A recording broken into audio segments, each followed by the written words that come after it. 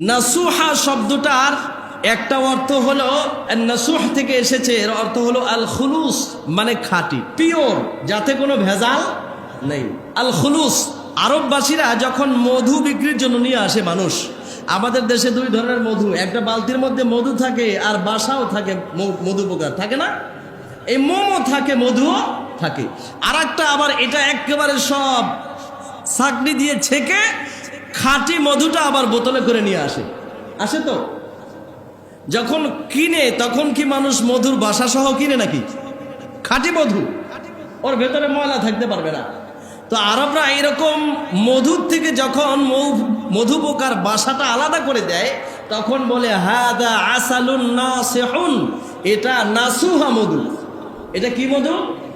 তার মানে এই মধুর মধ্যে একটুও পরিমাণে মোমের অস্তিত্ব নাই, একেবারে খাঁটি মধু, এর মধ্যে বিন্দু পরিমাণ মোমের অস্তিত্ব নেই। তাহলে এমন তওবাকে নাসুহা বলে যেই তওবার মধ্যে সামান্যতম গুনার চিন্তা আর মনে বাকি নাই। কথা বুঝতে পারলেন নাকি? এমন তওবা করা যেই তওবার মধ্যে ছোট্ট একটা গুনাহ করারও চিন্তা মনের মধ্যে নাই, এটাকে বলা হয় তাওবাতান।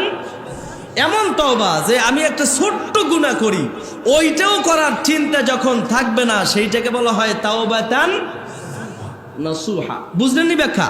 এটা তাফসীরে কুরতুবী থেকে আমি আপনাদেরকে বলছি। দুই, উনি বলছেন নাসুহা শব্দটা আসছে আর নাসুহা থেকে, এর অর্থ হলো সেলাই করা। এই নাসুহার অর্থ হলো সেলাই করা, সেলাই করা, কাপড় সেলাই করে, এটাকেও আরবিতে নাসুহা বলা হয়। তাহলে এই থেকে এই তওবাটাকে কেন নাসুহা বললো সেলাই করার থেকে? দুইটা কারণ। যখন কোনো কাপড় সেলাই করা হয় তখন একটার সাথে আর একটা জোড়াইয়েই তো সেলাই করে, দুইটা মিলে সেলাই করলে ওটা অত্যন্ত মজবুত হয়, এমন মজবুত হয় যে ওইটা আর আলাদা হয়ে যায় না।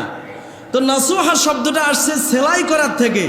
তার মানে আপনি তওবা করে আল্লাহর আনুগত্যকে নিজের সাথে এমন করে মজবুত করে সেলাই করে নেবেন যে আল্লাহর আনুগত্য আপনার জীবন থেকে আর ছুটবে না।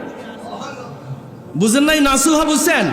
তার মানে সেলাই করা, আপনি আল্লাহর আনুগত্যের প্রত্যেকটা পয়েন্টকে নিজের জীবনের সাথে এমন ভাবে জড়া দিবেন, সেলাই করে দিবেন, যেমন সেলাই করলে একটা কাপড় আর একটার থেকে আলাদা হয় না, ঠিক আপনার জীবন থেকে আল্লাহর বিধানের বিন্দু মাত্র ও কখনো আলাদা হবে না। এটার নাম তাওবাতান নাসুহা। অথবা নাসুহা সেলাই করা, তার মানে হলো আপনি আপনাকে আল্লাহওয়ালা মানুষদের সাথে সেলাই করে নেবেন। সুবহানাল্লাহ বলুন। কাদের সাথে? উনি বলছেন এর দ্বারা উদ্দেশ্য হচ্ছে আল্লাহওয়ালা মানুষগুলোর সাথে, দিনদার আল্লাহর ওলিদের সাথে আপনি এভাবে নিজেকে জমা করে একত্রিত করে নেবেন, মনে হচ্ছে যেন ওই মানুষটার সাথে আপনাকে সেলাই করে দিয়েছেন। উনি যেই কাজ করে আপনি সেই কাজ করেন, উনি যেই রাস্তায় চলে আপনি সেই রাস্তায় চলেন।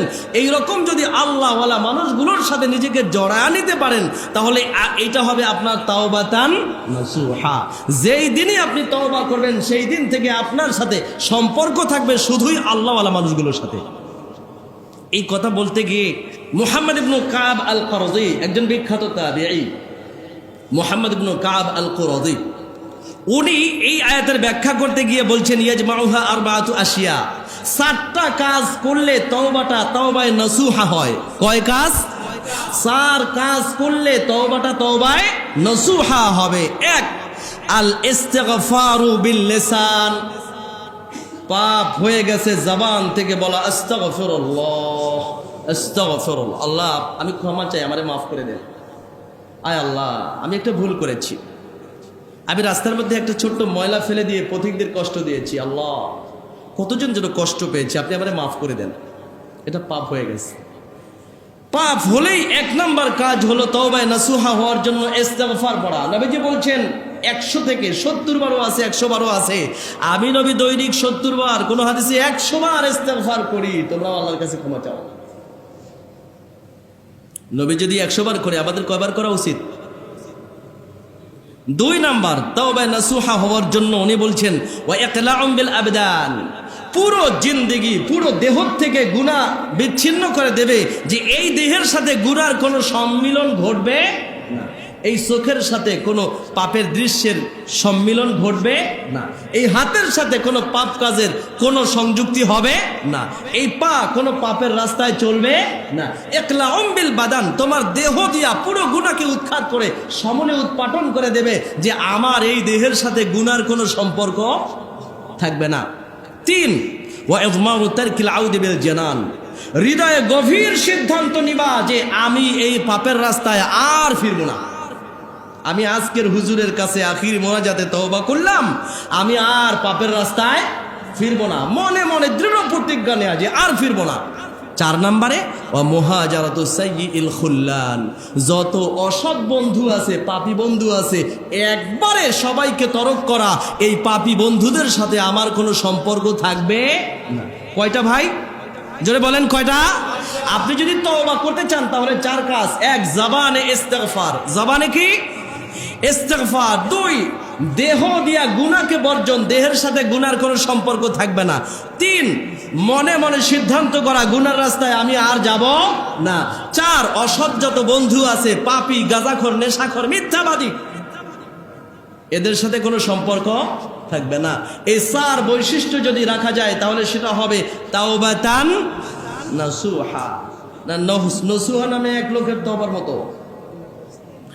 আল্লাহ আমাদের নিজেদেরকে জাহান্নাম থেকে, আমাদের পরিবারের সকলকে জাহান্নাম থেকে বাঁচান। সকলে বলুন আমিন। নিজে যেমনটা মসজিদে আসেন সন্তানকেও তেমনটাই নিয়ে আসতে হবে, নিজে যেমনটা দিনের পথে সন্তানকে তেমনটাই করতে হবে। আল্লাহ আমাদের সেই তৌফিক দান করেন, আমিন। ওয়া আখিরু দাওয়ানা আলহামদুলিল্লাহি রাব্বিল আলামিন।